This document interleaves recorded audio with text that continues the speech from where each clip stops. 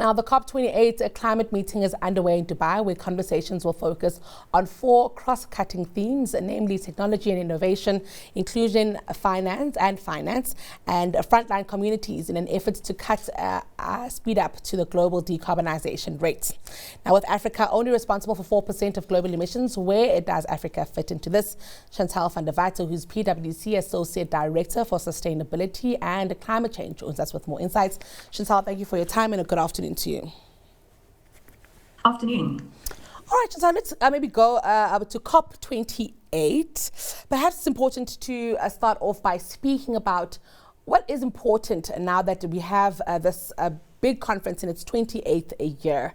In your mind, what are the most urgent things that need to be discussed and, probably hashed out? Great. So this year's COP is milestone because it is the conclusion of our first global stocktake, which is an accountability exercise to assess how every party is collectively making progress on meeting the goals of the Paris Agreement.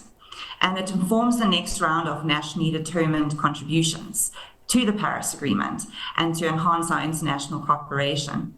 But the key findings are that the world is not on track. So there's a lot to focus on about how do we scale action.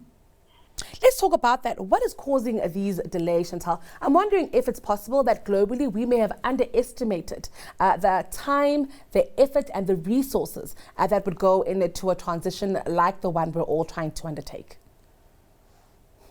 Agree. It's a major pace of change needed year on year.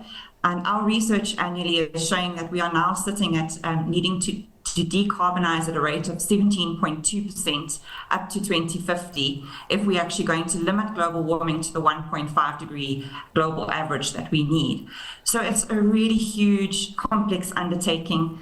We have many nations at the table, each with their own stakeholders, their own needs and agendas, and finding a way to win across the areas you mentioned for technology and innovation, inclusion, finance, and of course then helping the communities like those in South Africa that are most affected and already vulnerable.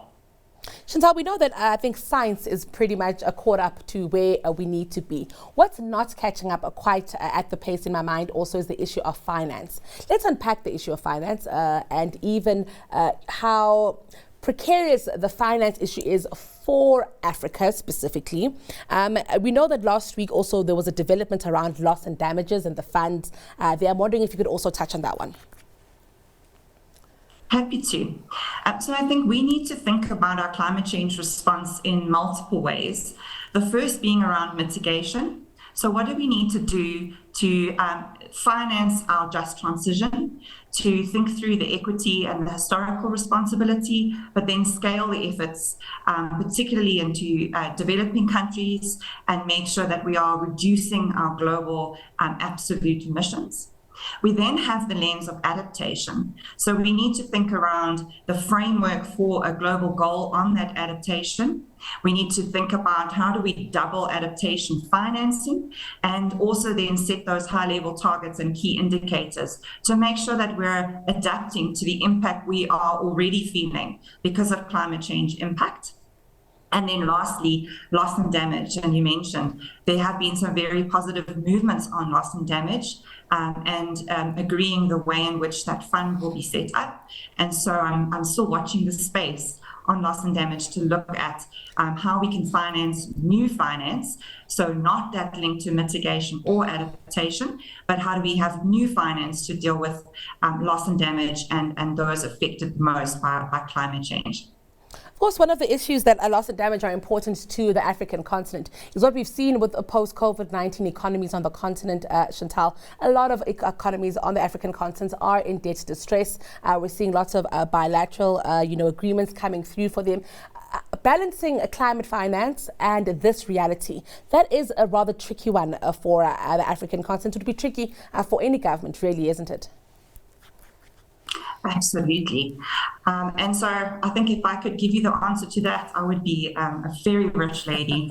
But if I could point you to one part of the picture, which is around climate tech and looking at financing of climate tech, I think we have an estimate for Africa. We need an annual investment of around US $280 billion between 2020 and 2030 to mitigate the most significant impacts of climate change and to align ourselves to Paris-aligned climate targets.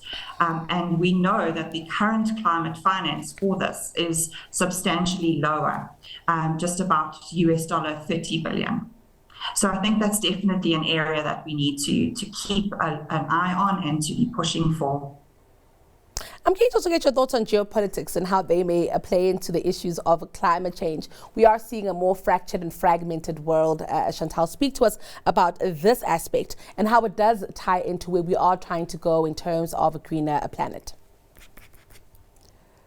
Absolutely. So I think we are all very well aware of our social inclusivity and the need for social cohesion, and how very quickly that can be destabilized in a community that is already stressed or society that is already stressed.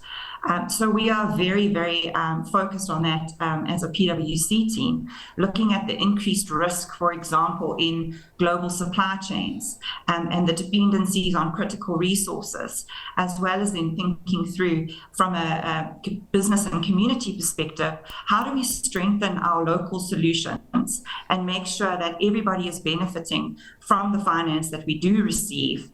So while we're scaling up, we're also thinking about how we can deal with building up our youth, thinking through how do we make sure we benefit women, children, previously disadvantaged communities, and make sure that we structure our solutions in a way that deals with the real issues on the ground, like food security, clean water, access to sanitation. We need to think of it in a combined or inclusive way in order to solve for this well. We'll be watching this one very closely. Literally, our lives depend on it. Chantal, thank you so much for your time this afternoon. That was PwC Africa Sustainability Leader. That is Chantal van der Walt.